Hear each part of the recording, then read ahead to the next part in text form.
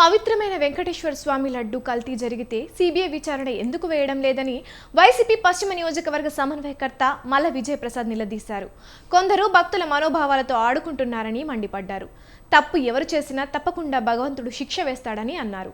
అంతకుముందు ఆయన సమన్వయకర్తగా ప్రకటించిన తర్వాత మొదటిసారిగా విశాఖ వెళ్లారు. ఎయిర్పోర్టులో మల్ల విజయప్రసాద్కు పార్టీ శ్రేణులు ఘన స్వాగతం పలికారు. ఇది అతి పవిత్రమైనటువంటిది. ప్రపంచంలోనే అనేక మంది భక్తులు ఉన్నటువంటి దేవాలయం వెంకటేశ్వర స్వామి దేవాలయం. అలాంటి వెంకటేశ్వర స్వామి దేవాలయంలో అపవిత్రత అని ఒక ముఖ్యమంత్రి స్థాయిలో మాట్లాడడం చాలా బాధాకరమైనటువంటి విషయం. మరి అనేక మంది మాట్లాడుతున్నారు, అనేక రకాలుగా చెప్తున్నారు, మీరు కూడా వివరణలు ఇస్తున్నారు. ఆ రిపోర్ట్ ఉంది, ఈ రిపోర్ట్ ఉంది, అది ఉంది, ఇది ఉంది, ఈవో ఎలా చెప్పాడు, ఈ ల్యాబ్ రిపోర్ట్ ఉంది, ఆ ల్యాబ్ రిపోర్ట్ ఉందని చెప్పి అనేక మందిని కన్ఫ్యూజన్ చేస్తూ భక్తుల మనోభావాల్ని దెబ్బతీసే విధంగా వ్యవహరిస్తున్నటువంటి ఇప్పుడు ప్రభుత్వం సూటిగా ఒకటే చెప్తున్నారు, రైట్, సిబిఐ ఎంక్వైరీకి మీరు ఎందుకు ఒప్పుకోవట్లేదు?